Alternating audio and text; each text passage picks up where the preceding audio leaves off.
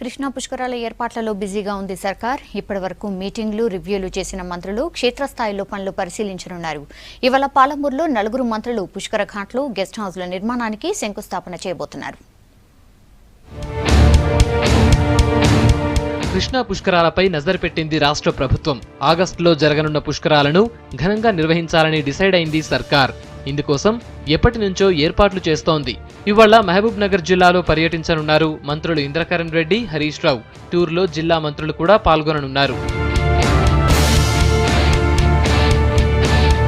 పుష్కర ఘాట్ల నిర్మాణ పనులతో పాటు పలు అభివృద్ధి పనులకు శంకుస్థాపన చేయనున్నారు మంత్రులు.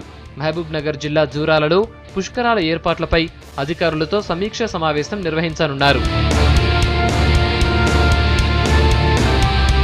పుష్కరాలకు వచ్చే భక్తుల కోసం నిర్మించనున్న వసతి గదులు, వీఐపీల గెస్ట్ హౌస్ కు శంకుస్థాపనతో పాటు పలు అభివృద్ధి పనులను మంత్రులు ప్రారంభించనున్నారు. జూరాల సమీపంలోని నందిమల్ల స్నానఘట్ట నిర్మాణ పనులకు శంకుస్థాపన చేయనున్నారు. తర్వాత జూరాలలోని జెన్కో గెస్ట్ హౌస్ లో పుష్కర పనులపై అధికారులతో మాట్లాడనున్నారు. టూర్లో రంగాపూర్ ఆంజనేయ స్వామిని దర్శించుకోనున్నారు మంత్రులు. ఆ తర్వాత ఆలంపూర్లో జోగులాంబ అమ్మవారిని దర్శించుకుని ప్రత్యేక పూజలు చేయనున్నారు. గోదావరి పుష్కరాల కంటే ఘనంగా కృష్ణా పుష్కరాలను నిర్వహిస్తామంటోంది ప్రభుత్వం.